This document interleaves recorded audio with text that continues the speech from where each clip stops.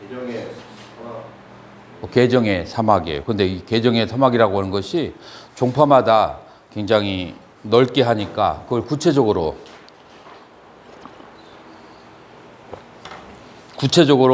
어느 점에서 연결되는 데가 있을까요? 예를 들어서 우리 불교만 생각하면 헷갈릴 수 있어요. 타 종교를 생각해 보세요. 만약에 기독교를 생각해 본다고 해봐요. 기독교에서 기독교 모든 종파 간에 그 구원론의 공통점이 있을까요? 없을까요? 있어요. 거기는 없으면은 이단이라. 그러면 거기서 말하는 그 구원론의 그 공통점이 뭘까요? 첫 번째. 예수의 희생으로 인한 대속으로 인한 그 천상에 태어나는 것. 첫 번째가 하나님이 세상을 창조. 그 다음에 두 번째가 뭐예요? 인간은 원죄를 가지고 있다. 그 원죄를 해결해야만 천상에, 천국에 가는 거예요. 원죄를 어떻게 해결하죠? 그 십자가의 대속. 예수가 십자가를 통해서 대신 죄를 속게 해줬다. 대한 믿음. 여기서부터 믿음이죠. 그리고 이거는 기본이에요. 요거 안 되면 기독교라고 하지 않고 이제 이단이에요. 여기서부터는 이제 조금씩 달라질 수 있는데 대속에 대한 믿음을 가지고 있으니까 그 믿음을 가지고 믿음만 가지면 되는가? 아니면 믿음을 가지고 수행을 해야 되는가? 여기에서는 이제 학파마다 조금 다른데 이제 뭐 예를 들어서 장로교하고 그 다음에 성결교하고 조금 달라요. 장로교 같으면 믿음으로 구원받는다. 성결교는 뭐라고 그래요? 믿음을 가진 다음에 그 다음에 우리가 이제 성경의 마태복음에 보면은 뭐라고 되어 있느냐면은 만약에 하나님을 따르는 자, 믿는 자는 그러면은 자기 자신의 십자가를 지고 그런 말이 있어요. 자기 자신의 십자가를 지고 그 다음에 정과 욕심을 십자가에 받고 자기 자신의 그리고 따르라.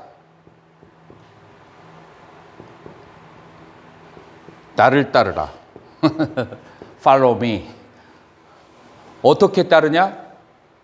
내가 살았던 것처럼 그렇게 살아라. 요거예요. 여기까지 오면은 조금 더 좀 어려워지죠. 왜냐면은 여러분들이 자신의 십자가와 정과 욕심을 십자가에 지고 따르라. 이제 실천 보살도를 우리말로 하면은 보살도를 실천하라는 거죠. 지금 이건 뭐가 되겠어요? 여기가 이제 성결교에서 얘기하는 거예요. 그리고 이건 이제 성경에 의존해서 하는 거예요. 우리 불교 쪽으로 말하면은 이거 뭐하고 비슷해요? 십자가를 지는 것은 우리 불교교리에 뭐에 해당해요? 에? 십자가를 진다, 죽인다. 죽인다하고 비슷한 말하고 뭐가 있어요? 비슷한 말 생각 안 나요?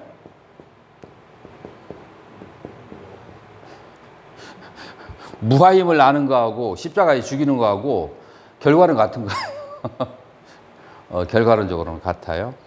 자, 그래서 이 안에서 수백 개의 그 종파가 있는데 여기서는 갈라지지 않아요. 여기에서. 그렇다면 불교는 어떨까요? 불교는 이런 식으로 공통점이 있을까요? 없을까요? 그게 뭐예요? 에? 이제 이런 식으로 막 그냥 형이상학적이고 추상적이고 고상하고 고급적이나 나도 못 알아듣고 너도 못 알아듣고 모든 사람이 못 알아듣는 언어를 쓰는 것이 불교의 특징이다. 이렇게 나가면 안 돼.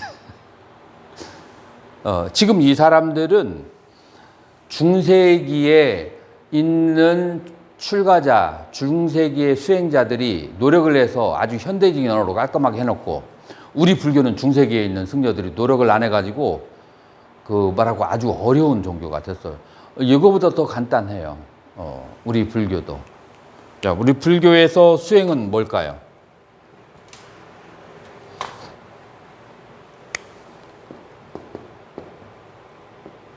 불교에서 수행 1번.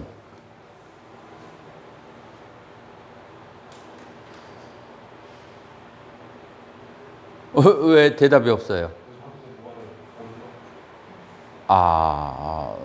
무엇에?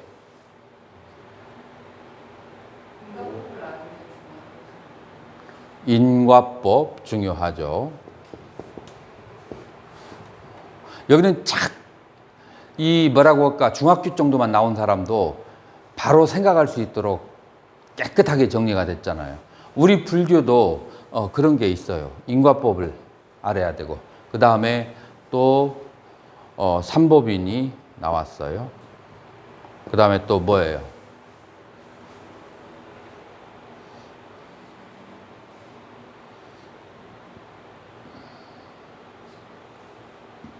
일광스님. 그전에는 모른다는 말을 잘 안 쓰더니 요즘에는 모른다는 말을 자주 쓰네. 자, 그거를 지금 우리가 이제 한번 염두에 두고 오늘 이 공부를 하면서 이런 말이 아주 불교는 이것이다 라고 딱 나올 수 있어야 돼요.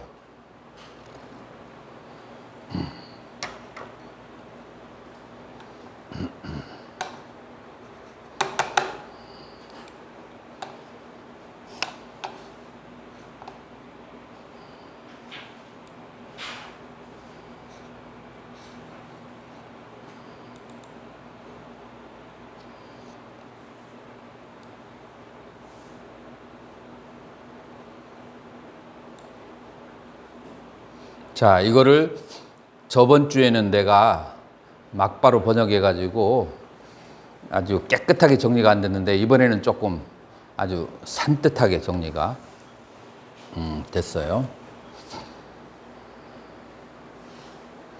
지금 오늘 강의하는 것에 지금 내가 말하는 그 결론이 있어요. 여러분들이 그걸 분명하게 정리할 수 있어요. 자, 우리가 사띠 수행을 불자가 해야 될까요? 안 해야 될까요? 안 할 수도 있을까요? 불교에 여러 가지 수행이 있으니까 이거 안 하고도 할 수 있겠지. 그렇게 생각할 수 있잖아요. 안 할 수도 있을까요?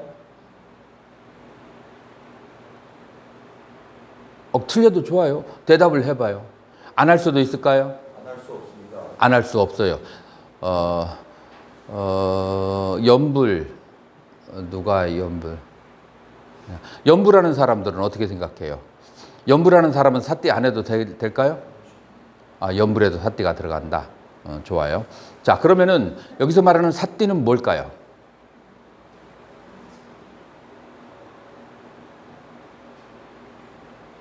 여기서 말하는 사띠가 무엇인가? 그거를 지금 여기에서 대답을 지금 그 의문을 가지고 해야 돼요. 그래서 화두선이 뛰어나다고 하는 것은 왜 뛰어나다고 하냐면, 우리가 의문을 가지고 강의를 듣는 거하고 아무런 문제의식이 없이 강의를 듣는 거하고 다르거든요. 그러니까 화두선이 뛰어나다고 하는 이유는 의문이 있는 상태에서 이 세상을 바라봤을 때 깨달음이 올 수 있는 거예요. 그래서 화두선이 뛰어나다. 그래서 의문을 가져야 돼요. 자, 첫 번째, 이 세계는 무엇로 이루어졌다? 인과로 이루어졌어요.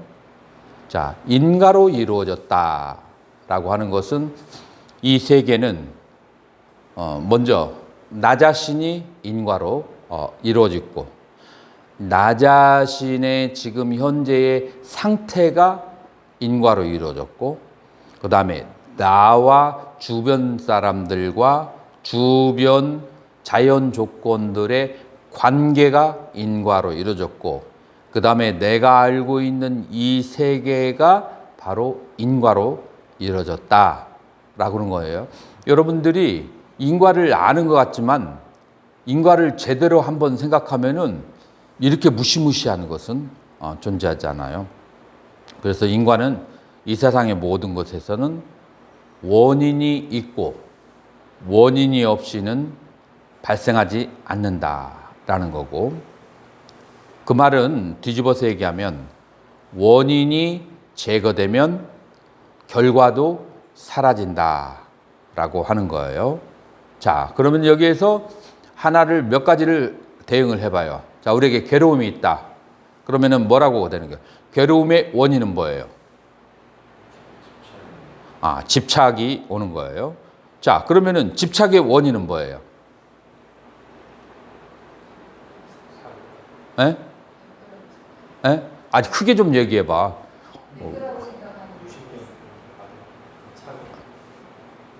여기 자기 말로 나와야 돼. 자기 말로 나와야 돼.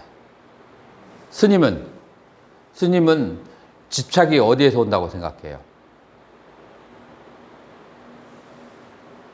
나의 이익을 위해서. 집착이라고 하는 것은 나라는 것이 있다는 생각에서 유신견에서 온다라고 그렇게 얘기를 해요. 이게 나에게 납득이 가야 돼. 그래서 납득이 안 가면 고민을 하고 생각을 사유를 해봐야 돼요. 그래서 왜 모든 집착이 나라고 하는 생각에서 오는 것인가? 여기에서 수월 스님 한번 대답해봐요. 왜 모든 집착이 나라는 생각에서 오는 거예요? 나라는 생각에서 오는 것이 아니고요. 인간은 육신 안에 있기 때문에 육신이 기본적으로 욕망하게 되어 있습니다. 근데 그 속에서 살다 보면 나라는 생각이 생기고 그 욕망하는 나를 자아라고 생각하기 때문에 그게 또 다른 윤회를 불러오는 식입니다. 그렇게 바라보는 방법도 있고 또 다른 방법이 있어요. 자, 시원 스님, 왜 모든 집착이 나라는 생각에서 올까요? 다른 식으로 설명하는 방법이 있어.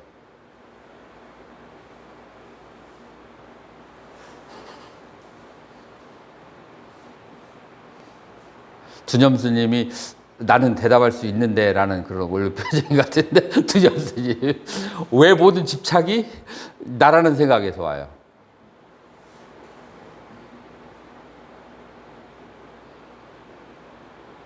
아니, 알 수 있어요. 여러분들이. 스님은 뭐 하기 때문에?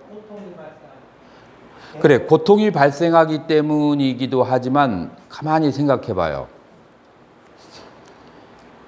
여러분들 TV를 보거나 뭐 어디에서 봤을 때 어디에서 수재가 일어나고 어디에서 뭐가 일어나고 하는데 여러분들 그렇게 괴롭지 않잖아. 근데 내 집에서, 내 고향에서 그 사건이 발생했어. 거기에 우리 집에 아버지 어머니 이름이 나와. 그러면 이렇게 담담하게 볼 수 있어요? 담담하게 볼 수 없어요.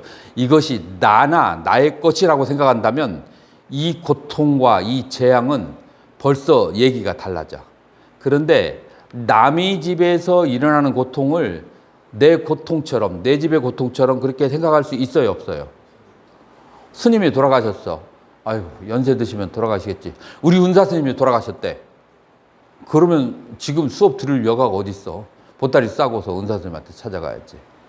전부 다 이 세상의 모든 고통, 이 집착이라고 하는 것은 나의 것이라고 생각하니까 집착이 오는 거예요. 저쪽에 있는 나무가, 저쪽에 옆에 나무 하나 보이죠? 저 중에 하나 골라봐요. 저게 바람 불어가지고 뚝 부러졌어. 그런데 그 나무가 부러진 것이 내 팔뚝이 부러진 것처럼 아프다. 있어요, 없어요? 그런데 저 나무가 1년에 수확이 10억이야. 그리고 저게 지금 내가 돌봐야 돼. 근데 저 나무가 바람에 부러졌어. 차라리 팔뚝이 부러지는 것은 괜찮은데 저 나무가 부러지면 문제가 더 심각해요, 안 해요? 그래서 저게 나의 것이다. 나의 것은 나라는 생각이 드는 거야. 나의 것이라고 생각하면 그때부터 고통이 발생하는 거예요. 남의 거라고 생각하면, 남 중에 하나가 꿈이라고 생각하면, 나는 예전에 기차를 타다가 중간에 깨는 꿈을 많이 꿨어요.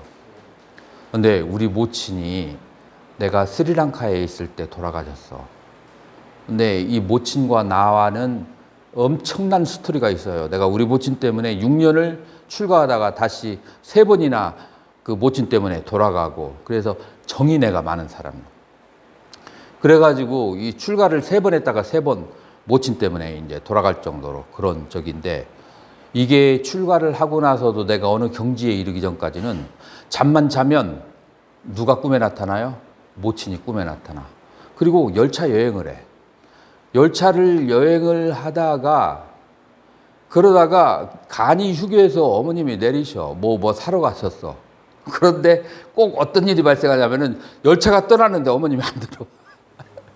그래서 그 기차는 떠나가고 그 다음에 모친을 찾기 위해서 애타게 부르고, 그 연세가 드신 모친이 기차역에 남겨져 있고 나는 떠난다는 게 굉장히 고통스럽잖아요. 그러다가 발딱 깨는 거야. 그런데 처음에는 현실인지 꿈인지를 몰라. 그래서 그 고통 속에서 사로잡혀서 나오지 못하다가 이렇게 보니까 뭐예요? 꿈이야. 꿈이니까 에이 뭐 고통스럽게 생각 안 해도 되는데, 괜히 그 전에 고통스러웠던 생각이 아깝다라는 생각이 들어요. 자, 꿈도 결국은 사실이 아니니까 남인 거예요. 사실이 아닌 경우, 그 다음에 나가 아닌 경우. 그래서 나에게 실제로 일어나는 사건이 그것이 고통을 가져다 주는 것이고, 그 다음에 나의 것이 아니거나 실제로 일어나는 것이 아니라면, 남이라고 한다면, 그러면은 고통을 가져다 주잖아요. 그래서 이 세상은 나라는 생각 때문에, 나의 것이라고 하는 생각 때문에 고통이 온다라고 하는 거에 대해서 충분한 사유가 필요할까요, 안 할까요? 그냥 경전이나 이런 데서 한번 보고 그냥 쑥 지나가 버리고 해가지고는, 그러면은 깨달음이 절대 오지 않아요. 그거를 부처님은 왜 그런 말씀을 하셨을까라고 고민을 해봐야 돼. 그리고 내가 사유를 기피해서 정말로 나라는 생각 때문에, 나의 것이라는 생각 때문에 고통이 온다고 생각했을 때 이 고통으로부터 벗어나려면 어떻게 해야 돼요? 그러면은 자, 그래서 깊이 사유에서 유신견이 이것이 나나 나의 것이라고 하는 생각 때문에 고통이 온다고 생각하면, 고통으로부터 벗어나려면 뭐가 사라져야 돼요? 뭐가? 나와 나의 것이라는 생각이 사라져야 돼요. 자, 이것이 사라지는 방법이 2가지가 있어요. 어떻게 사라질까? 첫 번째, 본래부터 나나 나의 것이라는 것은 존재하지 않았다.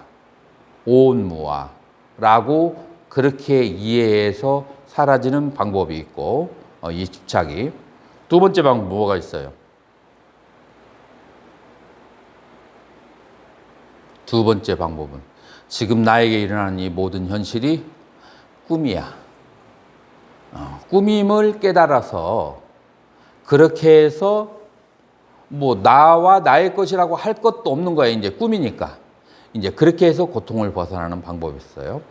자, 그래서 오온무아를 통해서 고통을 벗어나는 방법, 꿈임을 알아서 고통을 벗어나는 방법. 자, 이 2가지가 어느 학파에서 사용됐어요? 오온무아는 어느 학파? 꿈임을 깨닫는 것은 어느 학파예요?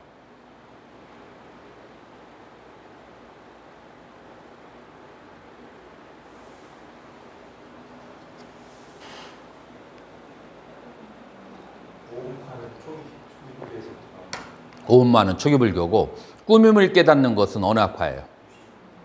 유식이나 중간학파. 특히 금강경에 그런 말이 많이 나오잖아. 자, 그래서 이 유신견을 타파하는 것은 초기불교하고, 그 다음에 설주에 비해서는 뭐라고 얘기해요? 유신견을 타파하면 그러면은 뭐가 돼요? 수다원이 되잖아요. 자, 그러면 이 유신견을 타파하지 않아도 되는 불교 학파가 있을까요? 없을까요? 일광스님. 자, 여기서 초기불교가 있고 설일체이부가 있고 중간학파가 있고 유식학파가 있고 선종이 있는데 이 유신견을 타파하지 않아도 집착과 괴로움으로부터 벗어나는 학파가 있어요? 없어요? 수월스님. 없습니다. 없어요. 그렇게 여기까지 딱 나오면은 유신견을 타파하는 것은 깨달음이나 고통을 없애기 위해서는 필수적으로 거쳐야 하는 단계다. 여기까지도 얘기가 될 수 있어요? 이건 필수적이다. 자, 그러면은 유신견을 어떻게 타파할 수 있어요? 부정관이라든지 다양한 부정관은 탐심을 가라앉히는 데 사용하는 그 오정신관이지. 여러분들이 뭐를 아셔야 되냐면은 여러분들이 선정에 들어갈 때 5가지 심리적인 장애가 있다겠죠? 5가지 심리적인 장애가 뭐예요? 탐, 진, 혼침, 들뜸, 의심 5가지잖아요. 이것을 반대되는 방법으로 다스리는 것을 그걸 뭐라고 그래요? 오정신관이라고 그래요. 오정신관 중에서 탐욕을 그다음에 음심을 다스리는 것이 부정관이에요. 탐심하고 관련된. 그리고 요거는 선정수행이라고 그래. 그리고 대치법이야.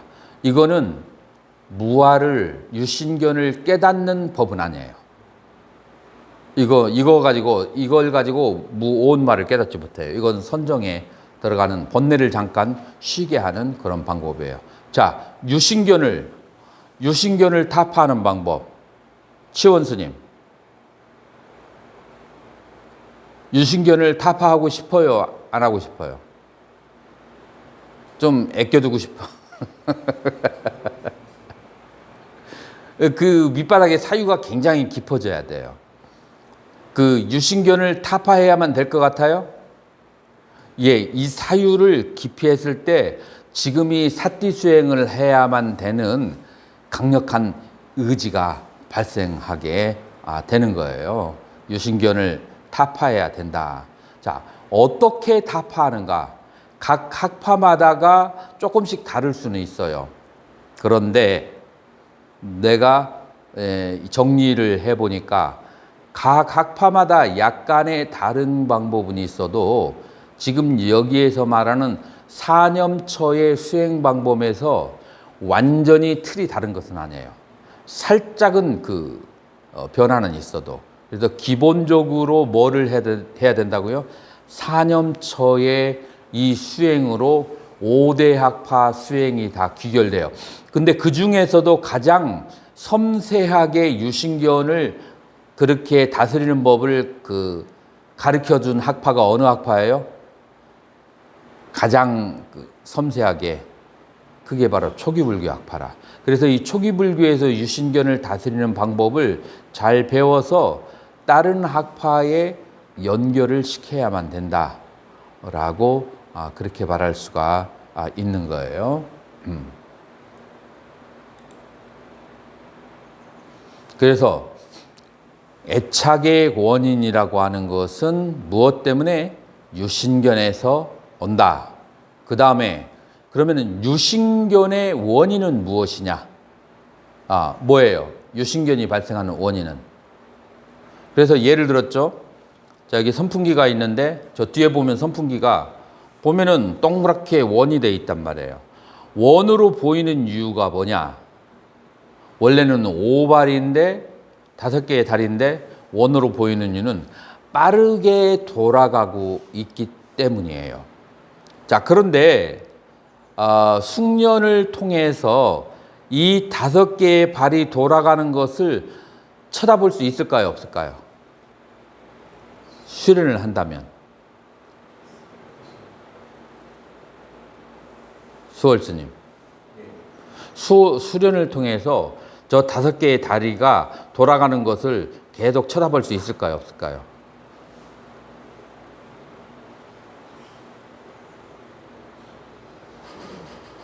에헤이, 모르겠다고 하면 되지.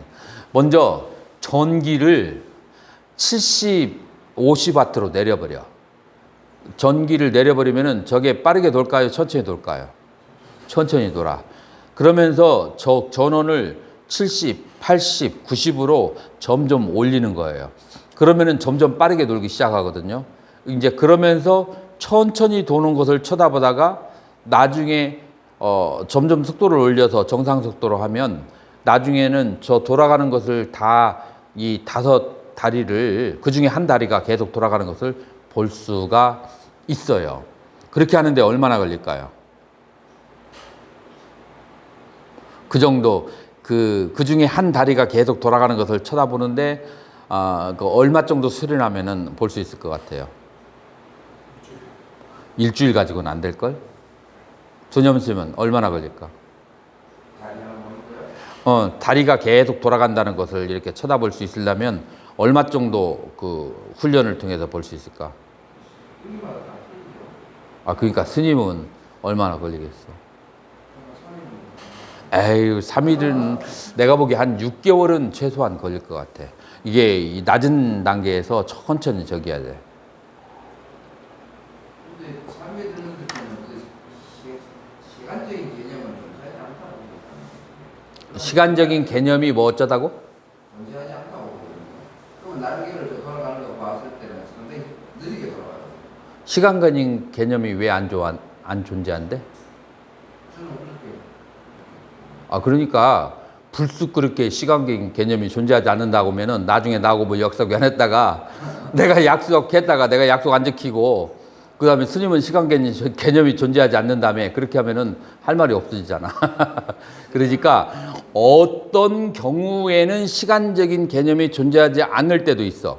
근데 그거를 그 주부를 얘기하지 않고 그냥 통째로 그냥 시간 개념이 존재하지 않는다고 하면은 스님 목 닥쳐가지고 몇 시에 나오라고 했을 때도 다 나가지만 시간적인 개념이 존재하지 않는데 우리 그러면 안 되고 그건 이제 다른 경우에 본질의 세계, 본래의 세계에서는 모든 조건이 해체된 세계에서는 시간적인 개념이 하지 않지만 이 조건적인 세계에서는 시간적인 개념이 분명히 존재하지. 지금 이제 내가 시간을 얘기하는 것은 그런 것을 트레이닝을 하는데 육체의 근육을 트레이닝하거나 눈의 속도를 트레이닝을 하는데 어느 정도의 시간적 훈련이 필요하단 말이라 내가 보기에는 한 6개월 정도 트레이닝이 필요할 거야. 마찬가지로 저렇게 빨리 돌아가는 것을 바라보는 것도 어느 정도 트레이닝이 필요하듯이 우리 마음에는 몇 개의 다리가 있어요. 우리의 몸과 마음은 다 합쳐가지고 몇 개의 다리가 있어요. 우리 몸과 마음에도 오발이 있잖아. 오발이 뭐예요? 전염스님.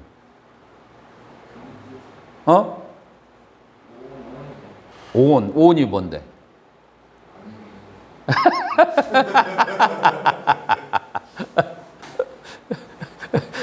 이 오온을 안입이설신이라고 하면은 그러면 안 되고 다시 한번 기회를 줄게. 오온이 뭐야? 오온이 색수상행식이잖아요. 자, 그거를 우리말로 지금 스님이 중학생한테 불교를 얘기해.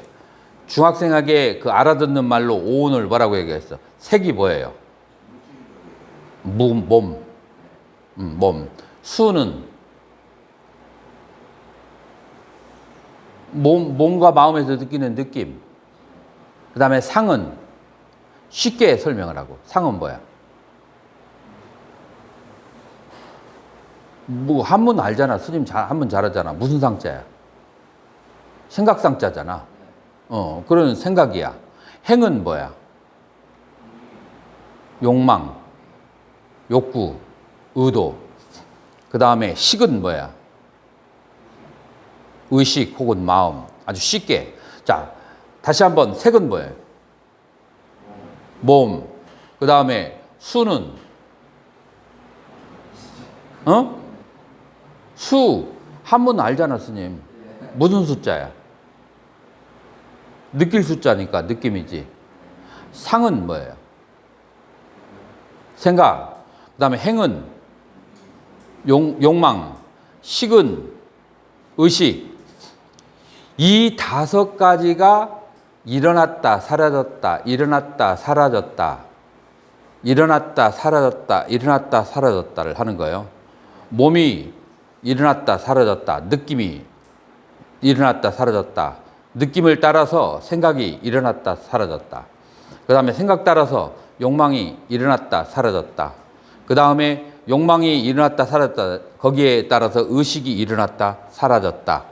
자, 이거를 중학생들한테 얘기하면 이해할까, 못할까? 잘 이해 못해. 자, 그러면은 뭐가 들어가야 돼? 중학생한테 이해가 들어가야 돼. 자, 그러면은 이 5가지를 예를 들어. 그러면은 수박의 예를 들자고. 수박에 따라서 오온이 어떻게 일어나고 사라지는지 그거를 두년 스님이 한번 얘기하는 거야. 수박 말고요? 자, 수박이 색이야. 수박이 물질이야. 자, 수박이라는 물질을 지금 날씨 덥잖아. 물질을 봤을 때 뭐가 생겨요? 차갑게 그냥 아이스된 수박이 지금 물기가 툭툭 떨어지는 게 이 앞에 나왔어. 그럼 느낌이 생겨요? 안 생겨? 즐거운 느낌이 생기잖아. 그 즐거운 느낌이 생겼어. 즐거운 느낌이 생겼으면 그러면은 그 다음에 그 수가 사라진 다음에 그 다음에 뭐가 발생할까? 야, 저거 맛있겠다. 라는 생각이 일어났다, 사라졌어. 그러면은 생각만 하고 말아? 여기에 수박이 있는데? 그러면 그 다음에 뭐가 생겨? 먹고 싶다라는 욕망이 생기게 되지.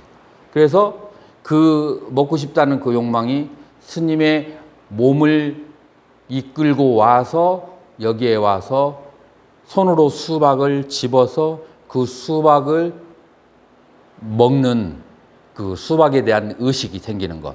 이것이 오온이라. 그래서 수박이 딱 하나 발생했을 때 오온이 빠른 속도로 그렇게 일어났다 사라지고. 자, 그런데 여기에 갑자기 쥐가 이따맣게 생긴 쥐가 한 마리 딱 들어왔어. 이건 색이야. 그러면 무슨 느낌? 징그러운 느낌, 고수. 징그러운 느낌. 무슨 생각? 내쫓아야겠다는 생각. 그래서 어떤 욕구가 내쫓으려고 하는 욕구로 몸을 움직여서 그것을 바깥으로 밀어댔다. 여기서 또 색수상행식. 그래서 어떤 색이 딱 발생했을 때 그 색에 대해서 내가 고수가 있고 내가 락수가 있어. 다시 말해서 뭔가를 좋아하는 느낌이 있고 뭔가를 싫어하는 느낌이 있어. 그거에 따라서 오온이 계속해서 작동을 하는 거예요. 자, 그러면 여기에서 중요한 것은 내가 좋아하는 느낌하고 그 다음에 싫어하는 그 느낌이라고 하는 것은 무엇 때문에 발생했을까? 쥐를 싫어하고 그 다음에 이 수박을 좋아하는 것, 요 느낌이라고 하는 것은 어떻게 발생했을까? 그것은 조건에 의지해서 발생했을까요? 아니면은 항상 좋아하고 항상 싫어할까요? 어떤 조건에 의해서 수박을 좋아하게 됐어요? 예? 조금 더 크게. 자기가 경험했던 조건에 그래, 그거 경험했던 조건. 그 다음에 두 번째 어떤 조건에 의해서? 날씨가 덥다는 조건에 의해서 좋아하게 돼요. 지금 한겨울이면 수박을 좋아하겠어? 그래서 날씨라고 하는 조건, 자기 과거에 수박을 먹었을 때 맛있다라는 그런 조건, 이런 것들에 의해서 좋아하게 되고, 그 다음에 쥐에 대해서 안 좋은 그런 과거의 기억과 그 다음에 쥐가 우리에게 지금 현재 그 패스트라든지 안 좋은 여러 가지를 일으키니까 이제 그런 조건에 의해서 싫어하게 되는 거죠. 자, 이런 식으로 해서 색, 수, 상, 행식, 색, 수, 상, 행식이 끊임없이 계속해서 연달아 일어나고 사라지고 시리얼로 일어나고 사라지고 일어나고 사라지고 하는 거예요. 자, 그 일어나고 사라지는 것이 마치 무엇 같으냐면은 선풍기의 5다리가 계속해서 도는 거하고 비슷한 그런 상황이다. 여기에 대해서 어떻게 두념수님 시 인정을 해요? 그래서 이 선풍기의 5다리가 계속해서 움직이는 거하고 우리 오온이 계속해서 움직이는 거하고 비슷하다는 것이 인정이 되는가요? 그래서 선풍기가 빠르게 도는 것을 따라가지 못하면 원이라고 보이는 것 같고 그 다음에 오온이 빠르게 움직이는 것을 쫓아가지 못하면 나라고 하는 오해와 착각이 발생한다 라고 하는 거예요. 그런데 여기에서 선풍기하고 나하고 다른 점이 있어. 선풍기의 5개의 다리는 똑같은 물질로 이루어졌어요. 근데 오온은 같아요, 틀려요? 각각 달라. 이게 이제 차이점이야. 오온이라고 하는 것이 서로 인과관계를 가지고 있어요, 없어요? 그것도 다른 점이에요. 자, 오온 가운데에서 인과관계를 가져다 주는 것은 크게 둘인데 무엇과 무엇이에요? 정신과 물질이에요. 자, 무엇이 정신이고 무엇이 물질이에요? 오온 가운데서. 색이 물질이고 수상행식은 정신이에요. 자, 그러면 우리가 알아차림을 할 때 물질이 발생하는 거에 대해서 알아차림을 할 때 그때 이 알아차림은 오온 가운데 어디에 해당할까요? 색이 발생할 때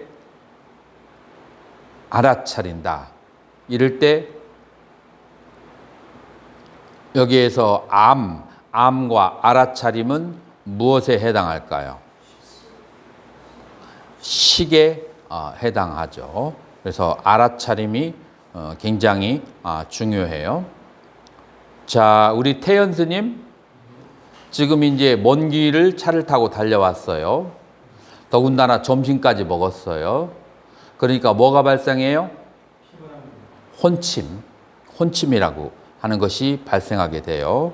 더군다나 날씨가 7월 달에 들어오면 혼침이 더 아주 무서운 기세로 맹렬하게 닥치게 돼요. 자, 이랬을 때 이 알아차림을 하는 사람은 혼침이 왔을 때 즐겨야 될까요? 알아차려야 될까요? 그런데 그게 쉬운가요? 어렵죠. 왜 어려울까요? 혼침이 강하기 때문에 정신을 못 차리는 게 아니고 혼침은 누구에게 똑같이 와요. 혼침이 강해서 그런 게 아니고 뭐 때문에 혼침을 못 알아차리죠? 첫 번째, 내 마음이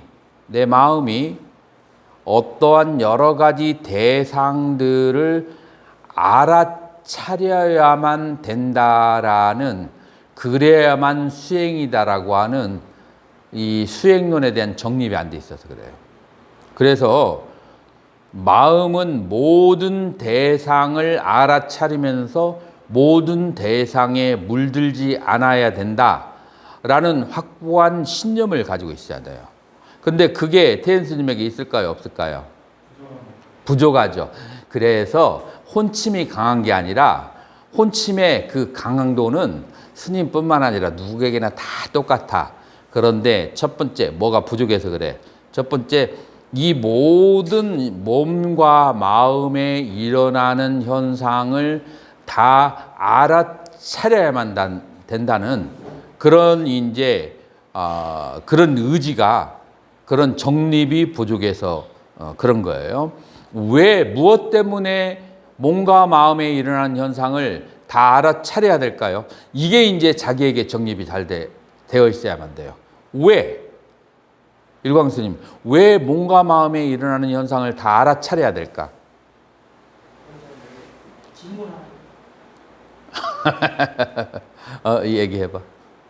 일상에서의 오를 알아차리는 것과 꿈속에서 오를 알아차리는 것을 그 두 개를 어떻게 다 같아요. 같은데 꿈속에서는 조금 더 어려워. 꿈속에서 표상이 없잖아요. 현실의 표상이. 꿈속에서 뭐가 없다? 표상이 없잖아요. 꿈속에서 왜 표상이 없을까? 현실이 없는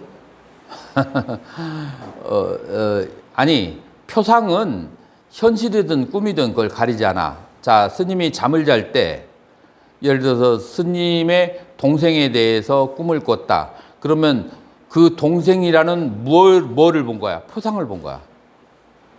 그렇지? 현실은 없는 거. 꿈 자체가 현실이 없는 거죠. 있고 없고를 떠나서 지금 있고 없는 것이 중요한 것이 아니고 내가 무언가를 봤다는 것이 중요해. 예를 들어서 밤중에 걸어가다가 스님이 여기를 올라오다가 뱀을 봤어. 뱀이 입을 갖다가 열고 씩 했어. 그때 놀래요, 안 놀래? 밟았어. 놀래, 안 놀래? 가축이라고 잘못 봤다는 그 말. 아니, 지금 대답을 해봐. 놀래, 안 놀래?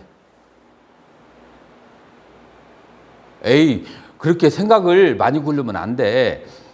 저녁에 길을 가다가 뱀을 밟았는데 그 뱀이 입을 슉 하면서 그러면서 나에게 이렇게 덤비려고 하는 것을 발로 밟았는데 그럼 놀라요, 안 놀라요? 어허, 이 사람 참 공부하기 쉽지 않네. 놀래, 안 놀래? 경국 스님은 놀래, 안 놀래?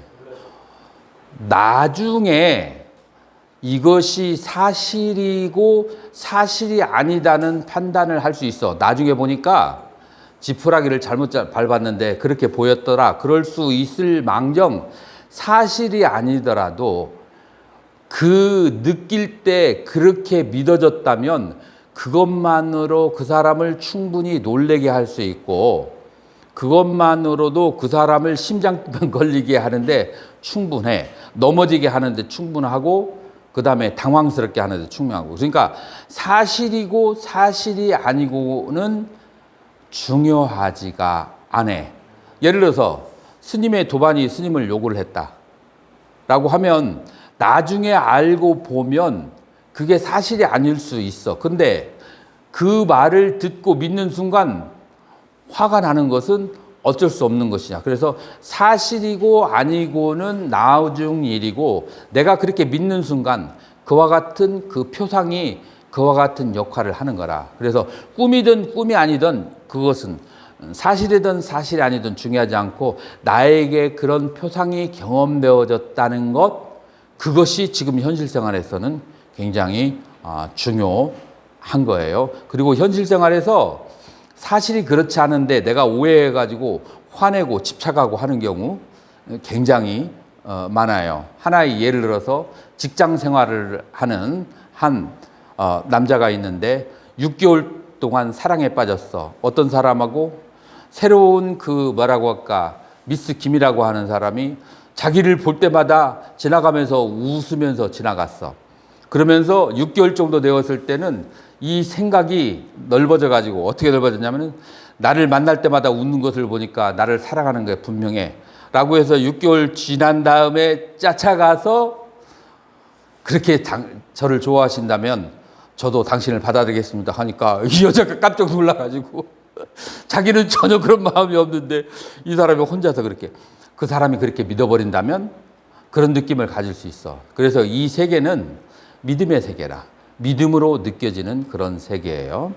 자, 그래서 다시 돌아와서 우리는 이제 5가지의 색수상행식이라고 하는 것이 있는데 첫 번째 우리가 알아야 될 것은 이 색수상행식, 내 마음 속에 일어나는 모든 현상들을 내가 지각하고, 내가 생각하고, 내가 욕망하고, 내가 받은 그 표상 모든 것을 알아차려야 된다. 자, 무엇 때문에 알아차려야 되는가? 이 당위성이 굉장히 중요한 거예요. 수행이라는 것을 할 때 있어서. 그래서 학문을 100년을 해도 전혀 수행의 길로 나아가지 못하는 사람이 있는가 하면 이런 것을 한 번만 딱 듣고 수행을 하겠다고 결심을 하는 것이 수가 있는데, 그것은 무엇 때문에 오냐면 이 당위성이 자기에게 설득이 되어지는가 안 되어지는가에 따라서 이런 현상이 온다. 자, 수월스님, 무엇 때문에 이 오온이라고 하는 것을 대상화해서 알아차려야만 할까요? 그래야 내가 있다, 대상이 세계가 있다라는 생각을 답할 수 있다. 그것도 맞아요. 그런데 그 정도 가지고는 반드시 내가 수행을 하겠다라는 생각은 한 50% 정도 날 거예요. 그것도 좋아요. 누가 한번 90까지 한번 올려봤으면 좋겠어. 막 정말 이 생각만 나면 정말로 알아차려야겠다는 생각. 누구 다른 사람?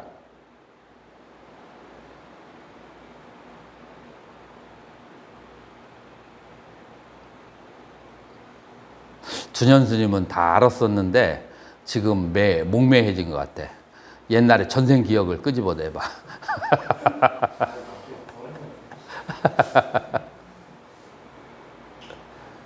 왜 오온이라고 하는 모든 일어나는 현상을 대상화해서 알아차려야 될까? 치원 스님.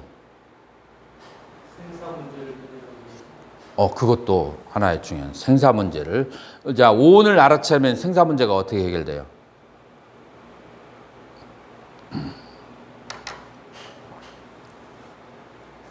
오온을 알아차리면 생사 문제가 어떻게 해결되냐면, 구름에다가 집을 져놓고 구름을 한참 쳐다보니까 구름에 조그마한 그 아기가 생겼어.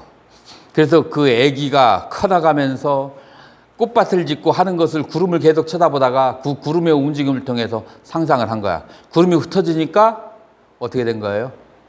그러면 아기도 없고 꽃밭도 사라지는 거야.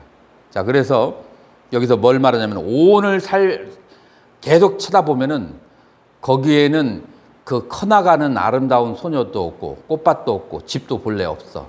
근데 자기가 띄엄띄엄 쳐다봐서 자기 이미지션이 섞여서 거기에 꽃밭도 있고 아름다운 소녀가 보이고 거기에 집이 보이는 거예요. 그래서 그게 사라지면 생사 문제가 해결되는 거죠. 유신견에 사라지기도 하고. 여러분들이 들어보지 못한 얘기를 한번 해줄게요. 이거는 조금 뭐라고 할까, 불교 외적인 거라서 들어본 적도 없을 것이고 저렇게 생각해도 될까? 라고 하는 그런 이제 저기가 올 수도 있어요. 부처님이 어디에서 출생했죠?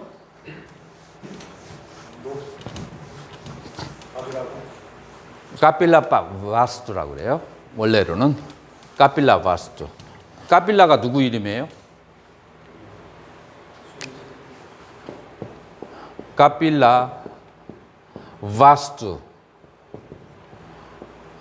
바스투라는 것은 처소예요. 누구의 처소예요? 까필라의 처소예요. 까필라가 누구예요? 상키야의 시조라. 여러분들 상키야 요가, 상키야 들어봤나요? 상키야의 시조예요. 부처님이, 아이고, 떨어졌다. 부처님이 까필라 바스투에 태어났다는 것은 이 상키야의 철학을 들을 수 있는 그런 환경이 있을까요, 없을까요? 그런 환경이 있어요. 그러면 이빠사나 수행하고 이 상키야의 수행하고 한번 어떤 그 비슷한 점이 있는가를 한번 보자고요.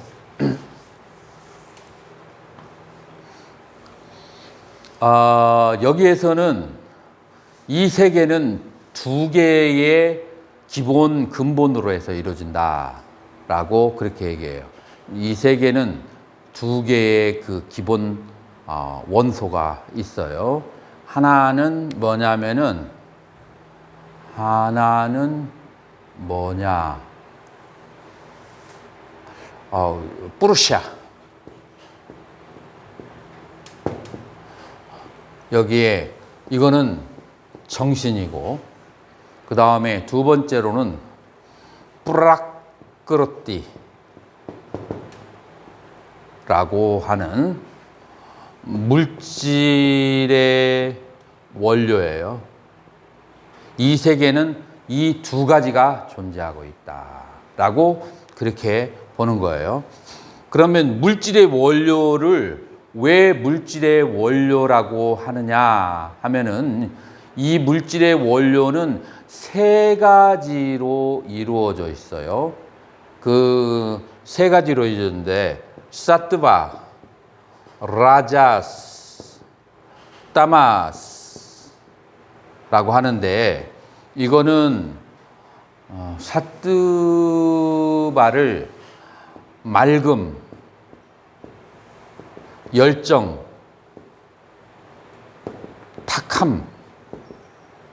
탁함이라고 하는 세 가지 요소라고 해요. 여러분들이 이해하기 쉽게 뭘로 생각하면 되냐면, 우리 그냥 양자와 전자와 중성자라고 생각해 보세요. 그래서 이 세 개가 발생하기 전에는 이 양자, 전자, 융성자가 이퀄리브리엄, 이게 평정 상태에 있는 거예요. 이것이 평정 상태에 있었는데, 양자, 전자, 중성자가 평정 상태에 있었는데, 그 평정 상태에 있던 그것이 깨어져 버려.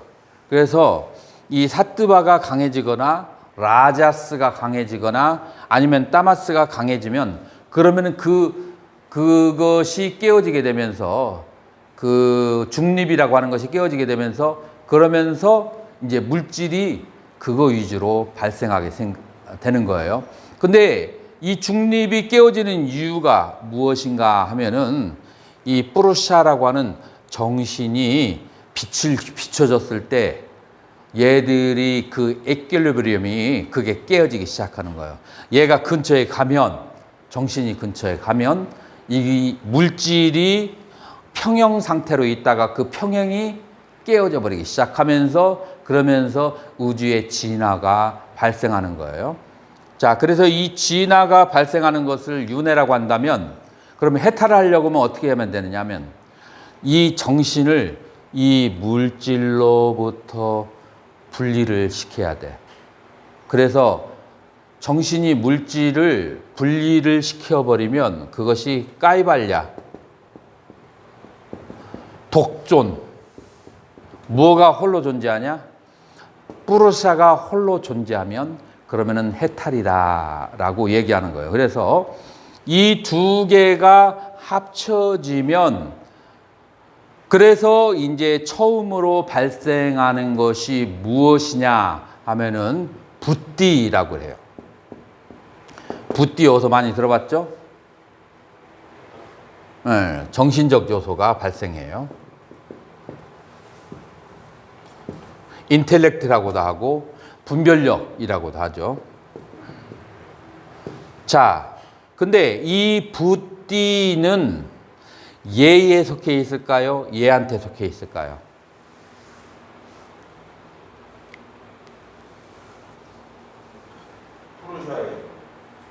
그랬을까요?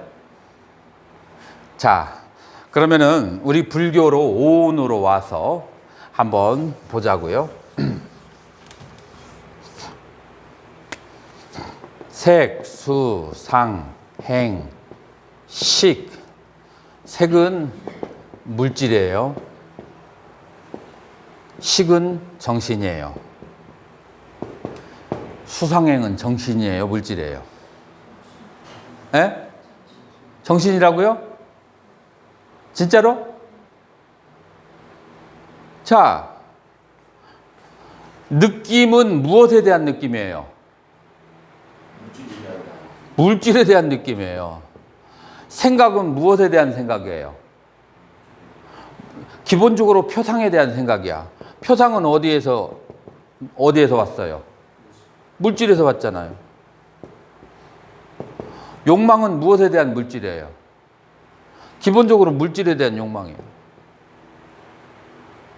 그래서 이 수상행은 무엇에 대한 수상행위냐면은 물질에 대한 수상행위야. 그렇기 때문에 보통 사람들은 이걸 정신이라고 생각하는데 천만의 말씀, 정신이 아니고 물질에 해당하는 것, 혹은 아주 조금 더 철학적으로 굉장히 유보하고 양보해서 얘기하면 반물질이야. 이 수상행위라고 하는 것은. 그 다음에 그것을 아는 이건 정신이에요, 물질이에요.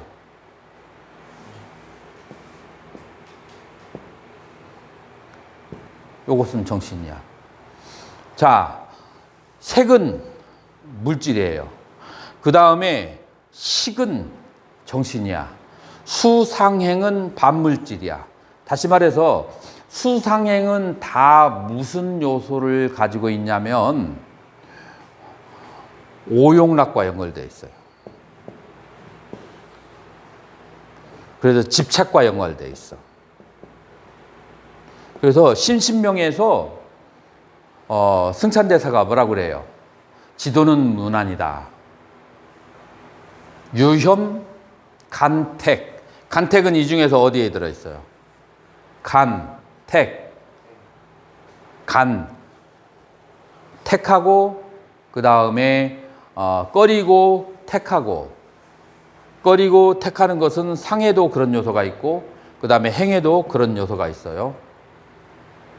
그 다음에 단막 증에. 증에는 분명해. 증에는 어디에 있어요?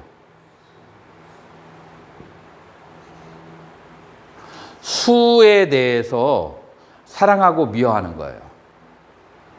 그래서 유혐 간택이요. 상. 그 다음에 단막 증에하면 통연 명백하다. 이 수상행에 대해서 좋아하고 싫어하고 옳고 그르고라는 시비작용이 없게 되면 그러면은 돈은 저절로 드러난다. 라고 그렇게 하는 거예요. 지금 그래서 불교의 수행이라고 하는 것은 요거를 어떻게 다스리고 이것을 어떻게 요리하는가 라고 하는 것인데, 자, 여기서 한번 보세요.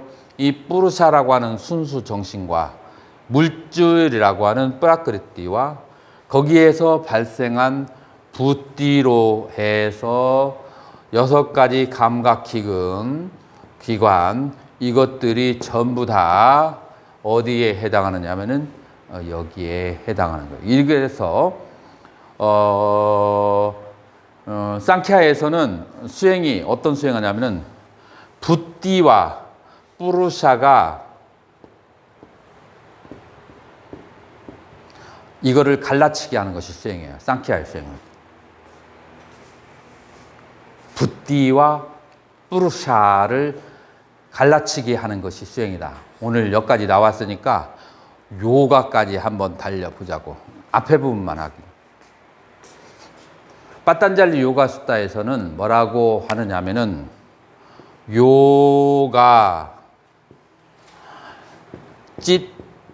찌따서 브르띠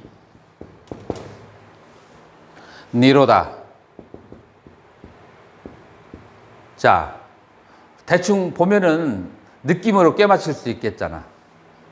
요가는 무엇인가? 무엇을 요가라고 하는가? 자, 요거 한번 누가 해봐요.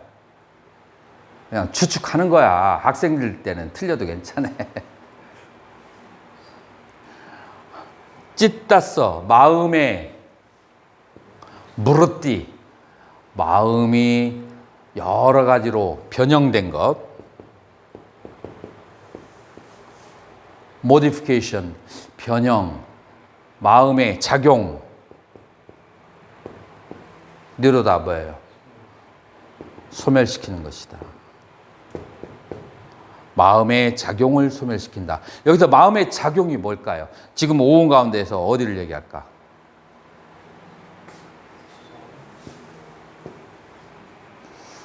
요가에서는 이렇게. 자, 그러면은 마음의 작용이 뭐냐라고 그 다음에 나와.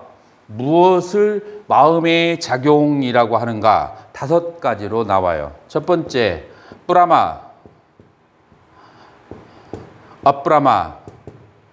이것은 뿌라마라고 하는 것은 바른 지식. 그 다음에 아뿌라마, 그런 지식. 아까 스님이 얘기했던 그런 것들, 그걸 한국말로 뭐라고 얘기할까? 사실은 아닌데 자기가 그렇게 믿고 있는 것. 그거를 그런 지식이라고 하면 괜찮을까? 그런 지식. 그르다. 그런 지식. 뭐 다른 적당한 말 없어? 뭐 그냥 그런 지식이라고 해봐. 그 다음에 3번째, 꿈. 4번째, 추론.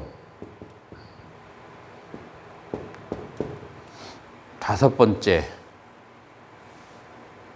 하나는 생각이 안 나는데, 이런 이제 바른 지식을 획득하는 것과 그런 지식과 그 다음에 꿈을 꾸는 것과 그 다음에 깊은 잠에 드는 것, 그 다음에 추론을 하는 이 모든 정신적인 작용, 이 5가지의 작용을 다 소멸시키는 것이 바로 요가다.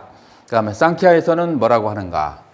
부띠와 뿌루샤를 분리해서 이 정신작용과 이 순수정신을 분리해서 순수정신을 홀로 독존시키는 것이 바로 수행이다 라고 하는 거고, 우리 불교에서 알아차린다. 알아차림을 색수상행식을 전부 다 알아차린다. 알아차려서 오온의 색수상행식의 작용을 대상화하고 대상화하는 대상과 그 다음에 알아차림과 분리를 시킨다. 여러분들 뭔가 서로 상호작용이 느껴지는가요? 수월 스님. 뭔가 그 비슷한 요소들이 느껴지는가요? 잘 느껴져요. 자, 그래서 지금 이 2개, 상키야와 요가의 스승들이 누구누구예요? 요가의 스승은 알라라칼라마, 그 다음에 상키야의 스승은 누구예요? 우따까 라마푸타. 그래서 부처님이 최후에 공부한 스승이 요가와 상키야의 스승들이고, 공부를 어디까지 하셨냐면은 무소유처와 비상비비상처까지 한 다음에 거기서 한 걸음 더 나아가서 멸진정으로 가신 거예요. 그러니까 거의 마지막 전까지 그분들에게 공부를 한 것이기 때문에 그분들이 그쪽 학파에 수행하던 방법이 은은하게 향기가 배어 있는 것을 우리가 알 수가 있어요. 자, 그래서 이제 우리 불교에서 이빠사나의 수행이 그래서 한 걸음 더 나간다면 우리 불교의 수행은 사마타와 위파사나가 있잖아요. 이 위파사나에 수행하는 것은 상케하고 비슷하고 사마타 수행은 요가 수행하고 비슷해요. 그런 이제 요소를 가지고 있어요. 그래서 나는 예전에 글을 쓸 때 부처님께서는 요가와 이 상키야의 수행 방법을 아주 NX 잘 조립해서 부처님의 고유의 것으로 더 승화시켰다라고 이제 그렇게 이제 인도학회에서 설명을 한 적이 있는데, 이 2개가 이제 살짝 이제 비슷한 요소를 가지고 있어요. 그래서 나중에 여러분들이 시간이 되시면 빠딴잘리 요가 수트라 하고 상키야 까리까라고 하는 그 2권, 그 2권을 한번 읽어보시면 불교를 다른 각도에서 현실적으로 생각하는데 조금 도움을 받을 수가 있어요. 그 상키야 그것은 번역본이 있습니까? 번역본이 영어로 된 건 있어요. 영어로 된 거 있고, 한글도 비슷하게 아마 정태혁 씨 쳐보면 비슷하게 뭐 번역된 것은 있을 수 있어요. 그리고 영어가 아주 쉽게 되어 있기 때문에 그냥 읽기 쉬워요. 그래서 상키아나 요가 책을 읽고 싶으면 한 서너 명이 하루 잡아가지고 아침부터 저녁까지 저기 하면 다 읽어버릴 수 있어. 질문이 있습니다. 그 저기 상수 멸정에 들어갈 때 그 모도의 선정의 상태에서 그 물질과 정신을 분리해서 아까 그 수와 상행이 물질의 기인에서 일어난다고 했는데 이런 물질로부터의 감수작용을 완벽히 차단해서 수와 상을 멈추게 하는 겁니다. 그렇죠. 그래서 수화상을 멈추게 하는 것은 요가적인 스타일이고 수화상을 식으로부터 분리하는 것, 그것은 상키아적인 이제 그런 실천 방법이고, 상키아는 뭘 소멸하려고 하지 않아요. 다만 무엇이든지 대상화해서 알아차리고 그 다음에 분리, 알아차림과 그 다음에 알아차림의 대상하고 분리하는 거야. 자, 분리해서 뭐예요? 알아차림의 대상은 나도 아니고 내 것도 아니야. 그럼 뭔만이 나예요? 알아차림만이 나야. 알아차림은 순수한 정신만이 나고 나머지는 다 어디에 속해 있는 거예요? 뿌라크르티, 물질에 속한 것이라. 그래서 그 물질들은 나도 아니고 순수 정신만이 나라고 생각했을 때 왜 이 상키아에서 나를 이 알아차림을 해야 되는지가 이유가 아주 분명해지죠. 왜냐하면 그것만이 진짜 나야. 순수 정신만이. 나머지는 전부 다 뿌라크르티, 물질에 속한 거야. 그래서 물질과 그 다음에 순수 정신을 분리시키는 작업을 하는 것이 바로 이제 그 상키아의 방법이다. 라고 한다면 그쪽에는 참나와 참나가 아닌 것을 분리시켰기 때문에 참나를 찾아서 하면은 동기가 더 강하지. 그러죠. 참나가 그것이라고 하니까 계속 분리를 시키려고 하는 동기가 강한데 우리는 참나라는 것을 빼버리고 나니까 알아차려야 된다고? 왜?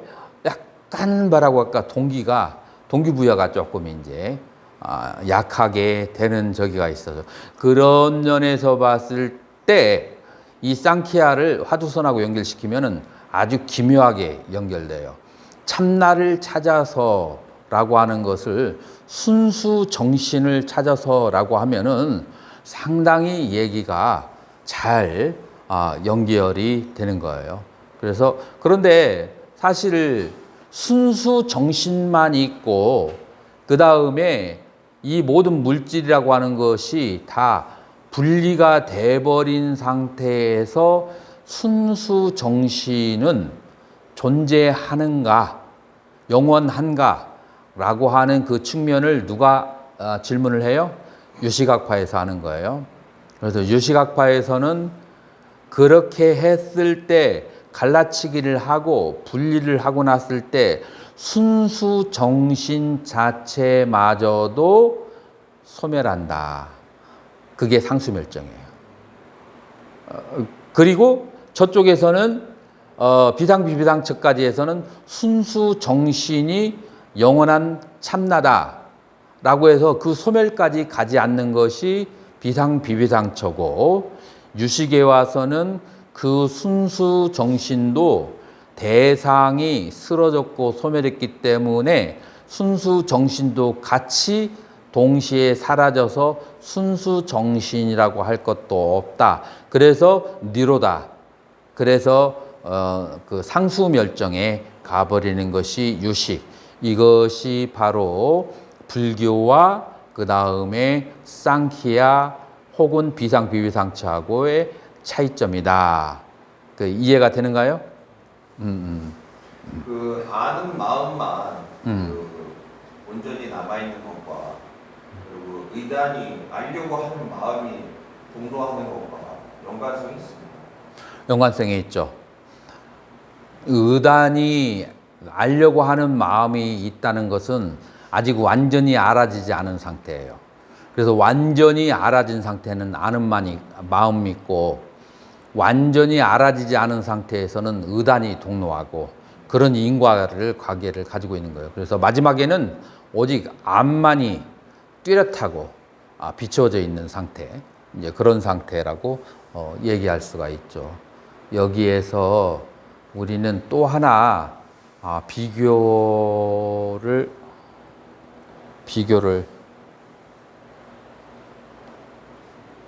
의단이 계속해서 있는 거하고 그 다음에 비교.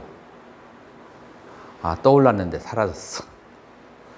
우리 선종에 있어서 굉장히 중요한 개념이 지금 여기에서 연결시킬 수가 있는 것이 있거든요. 선종에서 뭐 누구 떠오르는 사람 없어요? 지금 이쪽 근처에서 그 유식 학파에서 60, 70, 80, 뭐 제공, 백정식 이런 데 논하는 게 바로 아는 마음이 홀로 존재할 수 있는 백정식, 그게 바로 유식학파에서 말하는 지금 여기에 그 아는 마음은 순수정신, 이제 거기에 해당하는 거죠. 그러면 어쨌든 그 불교의 기본 교설은 아는 마음과 홀로 존재할 수 없다라는 게 기본 교설이지 않겠습니까? 그렇죠. 근데 이제 다른 저런 인도 학파에서는 독존할 수 있다고, 그게 참마음이라고 참나라고 주장하는 거예요. 그게 바로 이제 비상비비당초고, 아는 마음도 대상이 사라지면 약간의 시간차와 함께 사라지는 것이 바로 상수멸정이 이제 되는 것이고, 저쪽은 상수멸정에 가는 것을 좋아하겠어요, 두려워하겠어요? 두려워하죠. 그러니까 그 앞으로 못 가는 거예요. 부처님은 거기에 대한 두려움이 없기 때문에 한 단계 더 나갈 수가 있는 거죠.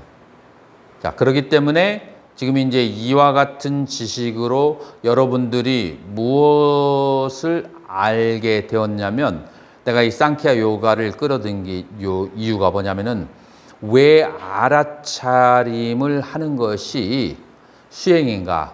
왜 갈라치기를 해야 되는가? 왜 아는 마음과 알려진 대상과 그렇게 갈라치기를 하는가? 알려진 대상은 참나가 아니고, 그 다음에 아는 마음이 참나에 가까워요. 자, 그런데 이 아는 마음도 역시 대상과 함께 아주 빠른 속도로 생멸한다. 그래서 1단계는 아는 마음을 보는 것을 뭐라고 하냐면은 견심. 그러려면은 알아차림의 대상과 아는 마음이 완전히 분리가 되어야 돼요. 그래서 계속 알아차리고, 이것은 알아차림의 대상이라고 계속 분리를 해야만 하는 거예요. 그래서 알아차림의 대상과 알아차림을 완전히 분리를 하는 작업이 필요하다. 어떻게 그러면은 여기에서는 알아차림과 알아차림의 대상을 분리하는가? 아주 뭐라고 할까? 굉장히 그 방법이 아주 섬세해, 아주 대충 있지 않아요. 초기불교에서 알아차림의 대상과 알아차림,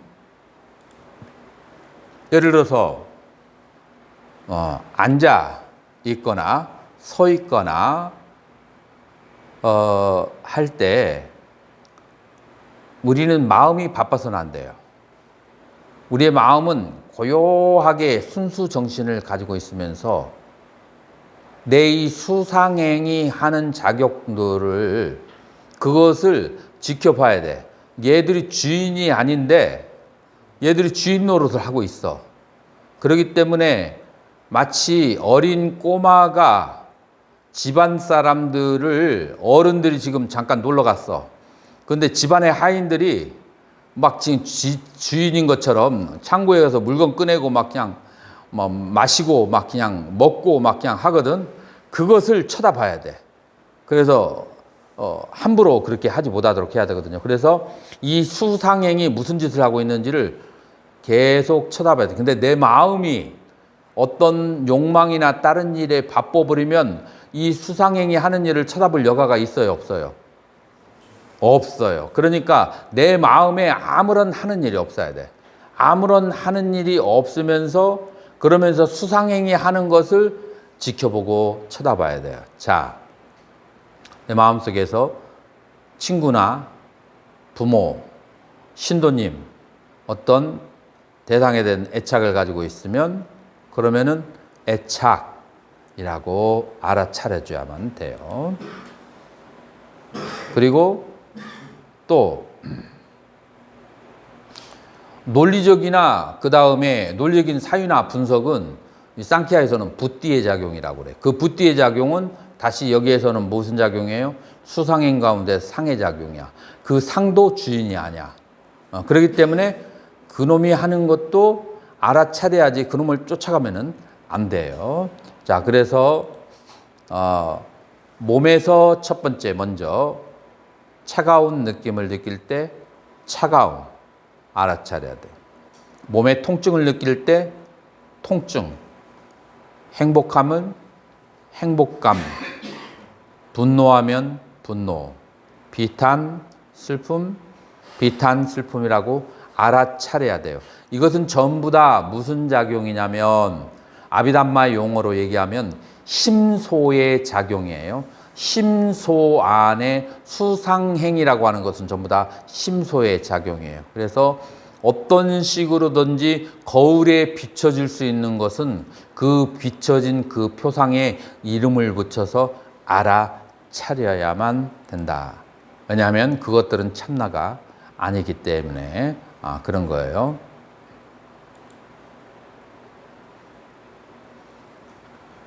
여러분들이 알아차리는 마음은 가만히 마음을 놔둬버리면 몸과 마음에 어떤 두드러진 현상이 있으면 그러면 그쪽을 향해서 마음이 저절로 가. 마음이 가면 마음이 가는 것을 쳐다보기만 하면 돼. 마치 개하고 산책을 할 때 큰 개를 내 마음대로 이끌어 가려고 하면 그러면 힘들어서 안 돼요. 개가 가는 것을 적당히 목을 쥐어져 가면서 가게 하면서 내가 가는 길로 살살 유도를 해야 돼요. 그래서 내 마음에서 수상행위 움직이는 것을 그거를 억제하려고 하지 말고 가는 것을 쳐다봐야 돼요. 느낌이 가는 것과 생각이 가는 것과 그 다음에 욕망이 가는 것을 그것을 내가 조작하려고 하지 말고 가장 두드러진 것을 쳐다보아야만 한다라고 하는 거예요. 그래서 이제 쳐다볼 때 우리는 예를 들어서 허리나 등에 통증이 이제 앉아 있으면 생길 수가 있어요. 자, 통증. 근데 통증이 한 1분이나 5분 동안 계속 지속되면 어떻게 해야 돼요? 통증 한 번 하고 말아야 될까요? 아니면 계속 해야 될까요? 그것은 뭐 5분이건 10분이건 20분이건 마음의 대상이 되는 것은 전부 다 알아차려야 돼요. 그래서 통증하고 알아차려야 되는데 초보자는 이 알아차림을 좀 빨리 통증 하고 빨리 알아차게 되면 그러면은 마음이 어디 가요? 통증이라는 이름에 가. 그러면은 어디로부터 떨어졌어요? 통증 그 자체로부터 떨어져서 그 이름에 가 있는 거예요. 통증 자체로부터 떨어졌기 때문에 통증으로부터 그 순간만큼은 자유로워진 상태가 이제 되는 거예요. 그래서 이제 또 일어나는 일이 우리가 좌선을 하면 가려움이 많이 일어나요. 몸 어디의 부분이 특히 눈썹, 얼굴, 눈썹하고 얼굴, 몸의 여러 부위가 가려워져요. 자, 그럼 어떻게 해야 돼요, 여러분들은? 손을 들어서 긁어야 되나요? 무조건 참아야 돼요. 무조건 참다가 견딜 수가 없을 때 가려움 참다가 웬만하면 다 사라져요. 집중이 강하면. 근데 견딜 수가 없게 되면 그때는 손을 들으려고 손을 들음, 그리고 가려운 데를 긁음 하고 알아차리면서 긁어줘야 돼. 그래서 모든 행위를 다 알아차려야 돼요. 자, 알아차린다는 것은 뭐냐면은 행위를 하는 수상행과 색수상행의 작용과 그것을 아는 나의 마음과 다르다, 분리를 시키는 거예요. 그래서 계속해서 색수상행과 아는 마음, 이 아는 참마음하고 계속해서 분리를 해내는 작용을 그렇게 해야 된다라고 하는 거예요.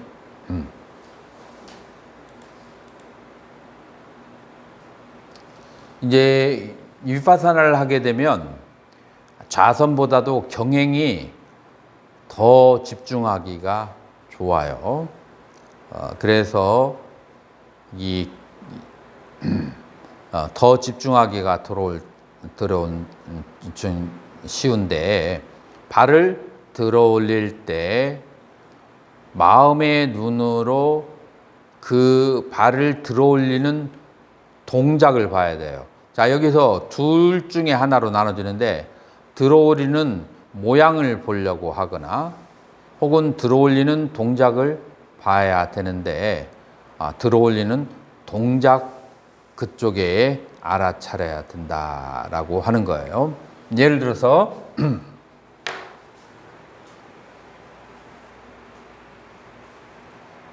발을 들음, 발을 뒤꿈치를 들음, 발을 들음, 밀음, 다음, 앞꿈치가 다음, 보드러움, 뒤꿈치가 들림, 발을 들음, 밀음, 다음, 앞꿈치가 다음, 발바닥이 보드러움. 이게 한 걸음을 걷는데 이 안에 알아차려야 된 동작이 열 몇 개가 되는 거예요. 자, 이 열 몇 개가 되는 동작을 알아차리는 이유가 뭐예요? 두 가지가 있어요. 첫 번째로 이 몸이 움직이는 것은 색이고, 그 다음에 몸이 움직일 때 몸의 상태를 바라보는 마음은 식이고, 그 다음에 그것이 몸이 들고 밀고 닿으려고 하는 노력은 어디에 들어가요? 행이 되는 거예요. 자, 그래서 색과 행과 식을 분리시키는 거예요. 이 식을 행과 그 다음에 색으로부터 분리시키는 거예요. 왜냐하면 색과 행은 나가 아니에요. 이 아는 마음이 그것이 참마음에 속하는 거예요. 참마음에 가까운 거죠. 그래서 이 참마음과 마음이 아닌 거하고 분리를 시켜 줘야만 돼요. 그래서 이 마음과 그 다음에 참마음이 아닌 거하고 분리를 시키게 되면 어떤 현상이 나요? 평안하고 고요하고 행복감을 느끼게 돼요. 근데 참마음이 아닌 것에 마음이 가 있어. 행이나 아니면은 수상행 그런 것에 가 있게 되면 그러면은 거기는 번뇌가 발생해요. 마음이 편안하지가 않아. 그래서 이 내 모든 것을 아는 마음으로 돌아와야 마음이 편안해지고, 만약에 참마음이 아닌 것에 마음이 가 있으면 그러면은 거기에는 불안과 고통이 발생하게 되는 거예요. 그래서 매 순간에 걸을 때에는 걸을 때의 그 의도와 그 다음에 행, 그 다음에 움직임이라고 하는 색을 관찰하고 거기에서 아는 마음을 끄집어내야 돼. 그것을 아는 마음을. 그리고 행주자와 어묵동정에서 거기에서 걸어갈 때, 그 다음에 머무를 때, 앉으려고 할 때, 누워 있을 때, 말할 때, 침묵할 때, 움직일 때, 고요할 때, 이 아는 마음을 끄집어내지 않으면, 그러면은 어디에 우리의 마음은 가 있어요? 수상행 세계가 있어요. 다시 말해서 이건 참 마음이 아니야. 그래서 아는 마음을 끄집어내야 돼. 어떻게? 알아차림으로써 무엇을 움직임을 알아차리고 머무름을 알아차리고 앉아있음을 알아차리고 누워있음을 알아차리고 말하고 침묵하고 움직이고 고요할 때를 다 알아차리게 되면 이 알아차리는 마음이 뭐예요? 이게 바로 식이고 이것이 참마음이다. 그래서 이 참마음을 이 어두운 그 갑 속에 갇혀 있는 것을 계속해서 알아차림으로써 그걸 끄집어내고 그 다음에 그것과 함께 있도록 그렇게 하는 것, 이것이 바로 삿대 수행이고, 요게 바로 이제 관심론이나 혈명론에서는 스님이 예전에 그런 말을 했었죠. 그 선종에 있는 그 어록에 그것 좀 보여달라고 내가 그거 찾아냈었어요. 관심론과 혈맹론. 거기에 내가 여기 노트 이제 찾아놨는데 거기에 이제 보면은 지금 생각난 게 지금 보였죠? 그 다음 시간에 보여주든지 해볼게요.